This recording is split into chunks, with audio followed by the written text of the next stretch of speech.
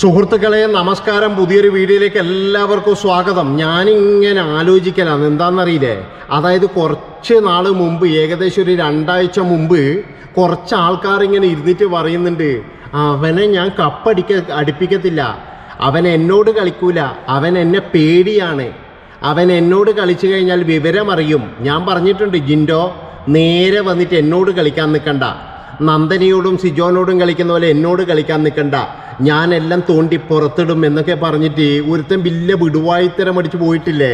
അവൻ്റെ പേര് നിങ്ങൾക്ക് ആർക്കെങ്കിലും അറിയോ? ഞാൻ മറന്നുപോയി, എന്താ പേര് എന്നറിയില്ല. അതായത് നിങ്ങൾക്ക് ഓർമ്മയുണ്ടാകും, ജിൻഡോനെ ഞാൻ കപ്പടിപ്പിക്കത്തില്ല, ഓൻ്റെ പഴയ കാര്യങ്ങളെല്ലാം തോണ്ടി ഞാൻ വെളിയിലിട്ടിട്ട് ഇവിടെ കിടന്നിട്ട് കരയിച്ചിട്ട് ഞാൻ വിടും എന്നൊക്കെ പറയുന്ന ഒരുത്തനുണ്ടായിട്ടില്ലല്ലോ. ജിൻഡോനെ ഞാൻ കരയിച്ചിട്ട് വിടും, അതുപോലെ തന്നെ എന്ന് പറഞ്ഞാൽ ഓൻ എന്നെ അറിയില്ല എന്നൊക്കെ പറയുന്ന ഒരുത്തൻ്റെ പേരുണ്ടായിരുന്നല്ലോ. എന്നാ അവൻ്റെ പേര് ഇപ്പോഴും നാട് മുഴുവൻ കരഞ്ഞുകൊണ്ട് നടക്കുന്ന ഒരുത്തനുണ്ടല്ലോ. അതായത് തേഞ്ഞൊട്ടിയിട്ട് എല്ലാവരും ഇങ്ങനെ തലക്ക് കൊട്ടിക്കൊണ്ട് നടക്കുന്ന ഒരുത്തനുണ്ടല്ലോ. അവൻ്റെ പേര് മറന്നുപോയി. പേര് എന്താന്ന് മറന്നുപോയി. കണ്ണൻ, ഉണ്ണിക്കണ്ണൻ നമ്മളെ സായി കണ്ണൻ്റെ കഥയാണ് ഞാൻ പറയുന്നത്. അതായത് കുറച്ച് നാൾ മുമ്പ് അവൻ്റെ അഹങ്കാരം എന്തായിരുന്നു, ഈ ബിഗ് ബോസ് ഹൗസിൽ വെച്ചിട്ട് അവൻ കാണിച്ചു കൂട്ടിയത് എന്താണ്? അവൻ്റെ അഹങ്കാരവും കളിയൊക്കെ കണ്ടിട്ട് ഞാൻ വിചാരിച്ചു ഇവൻ എന്തോ ഒരു വലിയൊരു സംഭവം കൊണ്ടാണ് നടക്കുന്നത്. അപ്പോൾ ഇവനാണെങ്കിൽ അന്ന് എന്ന് പറഞ്ഞു കഴിഞ്ഞാൽ തലക്കൊരു കനവുണ്ട്. അപ്പോൾ എൻ്റെ ഒരു ഇതെന്ന് പറഞ്ഞു കഴിഞ്ഞാൽ ഇവൻ തലേൻ്റെ ഉള്ളിൽ വെച്ചിട്ടാണ് വന്നിരിക്കുന്നത്. അതായത് ജിൻഡോനെ പറ്റിയിട്ടുള്ള എല്ലാ തെളിവുകളും എൻ്റെ തലയിലാണ് ഉള്ളത് എന്ന് പറഞ്ഞിട്ട് ഈ തല കുറച്ച് വണ്ണവും വെച്ചിട്ടുണ്ട്. അപ്പോൾ ഇവൻ പറയുന്നതും അങ്ങനെയാണ്, തലേൻ്റെ ഉള്ളിലാണ് ഉള്ളത്, അത് ഞാൻ ആവശ്യം വരുമ്പോൾ എടുത്തിട്ട് ഇങ്ങനെ വെളിയിൽ ഞൂണ്ടിയിട്ടിട്ട് പൊട്ടിക്കുന്ന പറയുന്നത്. അതുകൊണ്ട് തന്നെ ഈ അവൻ്റെ കൂടെ നടക്കുന്ന ആൾക്കാരോടെല്ലാം പറഞ്ഞിരുന്നു, അതായത് ജിൻഡോനെ പറ്റിയിട്ടുള്ള രഹസ്യങ്ങളുള്ള തലയാണ്, അതുകൊണ്ട് തന്നെ നിങ്ങൾ അബദ്ധത്തിലൊന്നും വന്നിവിടെ തട്ടിപ്പോകരുത്, കാരണം ഇത് എനിക്ക് തോണ്ടി വെളിയിലിട്ടിട്ട് പൊട്ടിക്കാൻ വേണ്ടിയിട്ടുള്ളതാണ് എന്ന്. അതുപോലെ തന്നെ ജിൻഡോനെ ഞാൻ കരഞ്ഞ് മെഴുകിക്കും അവിടുന്ന് എന്ന് പറഞ്ഞിട്ടുണ്ടായിരുന്നു. അതായത് ജയിലിൽ കിടക്കുമ്പം ഈ ജിൻഡോ എന്നോട് കളിക്കാൻ വരില്ല, എന്നെ പേടിയാണ്. അതായത് ജിൻഡോ ജയിലിലാണ്. ഈ ജിൻഡോ ഇതൊന്നും അറിഞ്ഞിട്ടില്ല. ഈ സായി എന്ന് പറയുന്നവൻ ഇതൊക്കെ പറഞ്ഞിട്ടുണ്ടോയെന്ന് ജിൻഡോ അറിഞ്ഞിട്ടില്ല. ഞാൻ ഇപ്പോഴും ഇത് പറയാനെന്ന കാരണം എന്ന് വെച്ച് കഴിഞ്ഞാൽ ഇവൻ ഇപ്പോഴും ജിൻഡോൻ്റെ പുറകുന്ന് മാറിയിട്ടില്ല. ഇവൻ ഇപ്പോഴും ഉറക്കത്ത് വരെ പറയുന്നത് ജിൻഡോ കപ്പടിക്കരുത്. ഇത് മാത്രമാണ് ഇവന് പറയാനുള്ളത്. അതായത് ഇവന് ജിൻഡോനോടെന്തോ വ്യക്തി വൈരാഗ്യമാണ്. ഇവന് ജിൻഡോനോട് പക വെച്ചിട്ട് ഇവനില്ലേ ആകം മാനം എന്നാ പറഞ്ഞിട്ട് ഊണുമില്ല ഉറക്കവും ഇല്ലാണ്ട് ഇങ്ങനെ ഭ്രാന്തരെ പോലെ അലിയുകയാണ് ഇവൻ. അതായത് ഇവൻ ജിൻഡോ ഇവനെ ഇപ്പം എന്നാ അറിയില്ല. അതായത് എങ്ങനെയെങ്കിലും ഈ 3 ലക്ഷം കൊണ്ട് ഈ 5 ലക്ഷം കൊണ്ട് വന്നിട്ട് ഒരു കളിയും ഒരു നല്ലൊരു കളി കളിച്ചിട്ട് മറ്റേ സിജോന എങ്ങനെയെങ്കിലും കയറ്റിക്കൊണ്ടുവരണം എന്ന് വിചാരിച്ചാണ്. പക്ഷേ ഏഷ്യാനെറ്റ് പുറത്തിട്ടിട്ടാണ് കൊടുത്തത്. കാരണം എന്താണെന്നറിയില്ലേ, അതായത് അണ്ണൻ ഈ 5 ലക്ഷം എടുത്ത് വന്നിട്ട് നേരെ എയർപോർട്ടിൽ വന്നു. അങ്ങനെ എന്ത് ചെയ്തു, ഇത് സോഷ്യൽ മീഡിയയിലൂടെ എല്ലാവരും കാണുന്നുണ്ടല്ലോ. അതായത് സിജോൻ്റെ ആർമിക്കാരെയും മറ്റേവരെല്ലാം കണ്ടിട്ട് പറഞ്ഞു നമുക്ക് അർജൻറ്റായിട്ടൊന്ന് ഇരിക്കണം എന്ന് പറഞ്ഞു. ഇതൊക്കെ നമ്മൾ ഏഷ്യാനെറ്റ് കണ്ട്. കാരണം 5 ലക്ഷം കൊണ്ട് നീ പോയിട്ട് നമ്മളെ വടിയാക്കി. ചാനലുകാർ ഇങ്ങനെ വിചാരിച്ചു 5 ലക്ഷം കൊണ്ട് നീ നമ്മളെ പോയിട്ട് വടിയാക്കി, ഇനിയും നിന്നെ എങ്ങനെ നമ്മൾ വടിയാക്കാൻ വിടുന്നില്ല എന്ന് വിചാരിച്ചിട്ട് അവരെന്ത് ചെയ്തു അറിയാം, ആ പാവത്തിന് എന്ത് ചെയ്തു, എടുത്ത് വെളിയിലിട്ടു എന്നുള്ളതാണ്. ഇവൻ്റെ കൂടെ കൂടിയിട്ടില്ലെങ്കിൽ ഇന്നും ആ പാവം അതിനുള്ളിൽ ഉണ്ടാകുമായിരുന്നു. ഇവൻ്റെ കൂടെ കൂടാൻ എന്ന് തോന്നിയോ അന്ന് കഷ്ടകാലം ആരംഭിച്ചു എന്നുള്ളതാണ്. ഇപ്പോഴും നിങ്ങൾ ആലോചിച്ച് നോക്കണം, ഇപ്പോൾ എന്താ ഗതി. ഇതുകൊണ്ടാണ് ഞാൻ പറയുന്നത്, ദൈവമുണ്ട്. നമ്മൾ വിചാരിക്കുന്ന പോലെ പണ്ടൊക്കെ എന്ന് പറഞ്ഞു കഴിഞ്ഞാൽ ദൈവം കൊടുത്തോട്ട് എന്നാണ് വിചാരിക്കുക. അപ്പോൾ ഈ ദൈവം കൊടുക്കുന്നത് എപ്പോഴാണ്, വർഷങ്ങൾ കഴിഞ്ഞിട്ടായിരിക്കും. പക്ഷെ ഇപ്പം അതല്ല.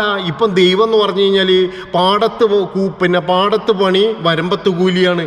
കാരണം എന്ന് വെച്ചാൽ ആ നിമിഷം തന്നെയാണ് കൊടുക്കുന്നത്. കയ്യോടെ പിടിച്ചോ മക്കളെ, നാളെയൊന്നും ആക്കണ്ടെന്നാണ് പറയുന്നത്.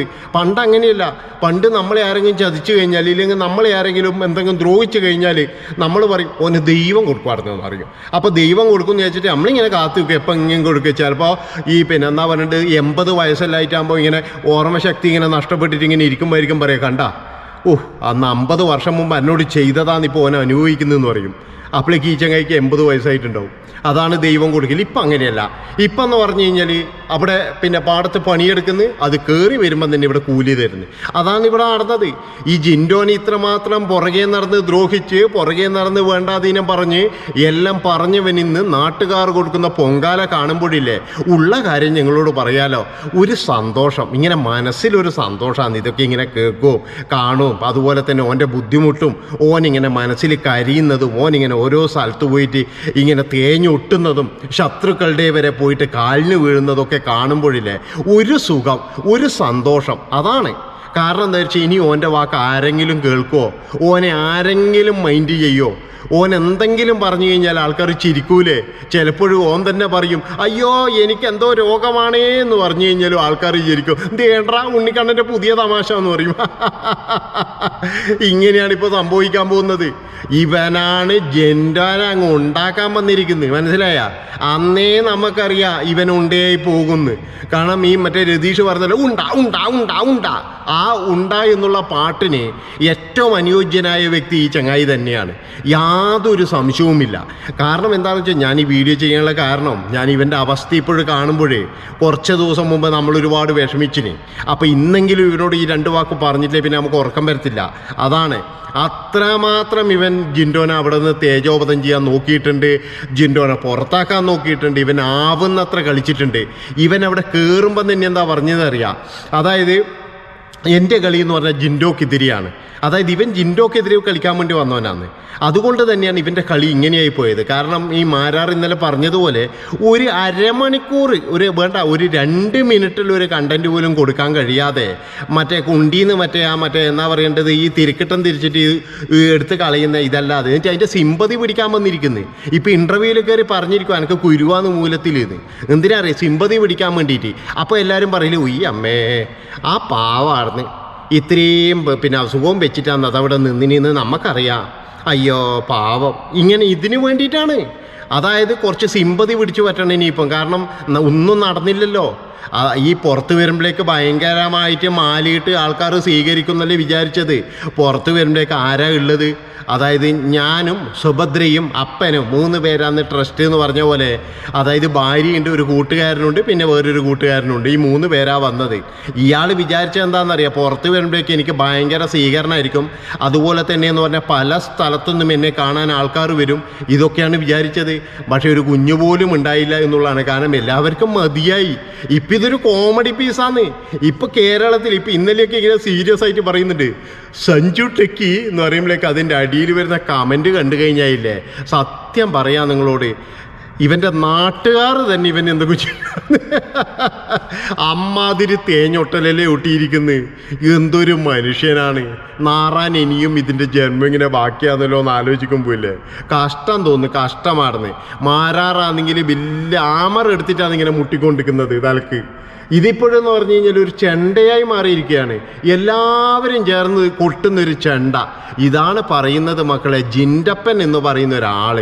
അയാളെ നിങ്ങൾ തോണ്ടിയിട്ടുണ്ടെങ്കിൽ മോനെ നീ ഇപ്പം കരഞ്ഞുകൊണ്ട് നടക്കുന്നതില്ലേ, അതാണ് നമ്മൾ പറയുന്നത്. ജിൻഡപ്പനെ നീ കരയിക്കാൻ നടന്നു, ജിൻഡപ്പനെ തോണ്ടി പുറത്തിടാൻ നടന്ന് നീ ഇപ്പോഴേ കരഞ്ഞുകൊണ്ട് നടക്കുന്നത്. നിൻ്റെ മറ്റേ ഇതിൻ്റെ അകത്ത് നിന്ന് ഇപ്പോൾ ഇത് തോണ്ടിയിട്ട് ഇങ്ങനെ എടുക്കേണ്ടി വന്നില്ലേ, ഇതാന്ന് പറയുന്നത് ദൈവമുണ്ട് എന്ന്. സുഹൃത്തുക്കളെ, അപ്പോൾ ഇത്രയും പറഞ്ഞുകൊണ്ട് ഇവിടെ വെച്ച് നിർത്തുകയാണ്. നിങ്ങളുടെ വിലയേറിയ വോട്ടുകൾ എല്ലാവരെ കൊണ്ടും, അതായത് നിങ്ങൾ ഹോട്ട്സ്റ്റാറിൽ കയറിയിട്ട് പരമാവധി വോട്ടുകൾ, അതുപോലെ നിങ്ങൾക്ക് അറിയുന്ന ആൾക്കാർ, നിങ്ങളുടെ ബന്ധുക്കൾ, നാട്ടുകാർ, സുഹൃത്തുക്കൾ എല്ലാവരുടെയും വോട്ടുകൾ കൃത്യമായിട്ട് ഹോട്ട്സ്റ്റാറിൽ കയറി ചെയ്യുക. നന്ദി, നമസ്കാരം.